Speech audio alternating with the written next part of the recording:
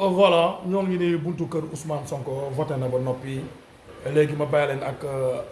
l'activiste Azoura bu Fallou. yàlla yonent bi balaa 15 heures ñu ne wiiw yeewu askan wi ak wallu loolu rek la ñu ñaan askan wi leen lu ngeen def soxla wuñ ko leen lu ngeen def yéen a ñuy tooñ leen lu ngeen def yéen a ngi tooñ seen bopp dugal seen bopp si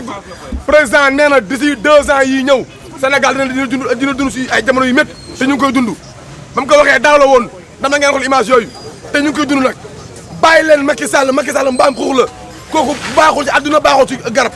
kooku maanaam foo ko def poson la Macky Sall poson la baaxul daf ñoo nax ñun ñëpp il a trahi le peuple sénégalais daf ñoo trahir bëgguñu ko nag na dem voilà. mais am nga yaakaar fii sëñ bi waxuma la waxee yaakaar de fii maanaam waa Ziguinchor ñoom dañoo war a génn wane seen doole ñëw taxaw fii baare fee fii fees dell ñu subile na ñëpp ñëw ñu subile point man 13 heures damay subile 13 heures ma subile waaw waa Dakar ñoom am nañu fuloo ndax yebuñu Barthélémy Dias ñoom xam nañ ne Barthélémy Dias seen xarit la seen doom la dañ ko bëgg te dafa bëgg Dakar waa Ziguinchor Ousmane Sonko daa bëgg Ziguinchor moo tax mu bàyyi léppam bu ko nekkoon toog ba 2 heures wala ba ngoon mu ne vote ji génn leen ngay vote ji te bu ko nekkoon du vote ndax bokku ci liste bi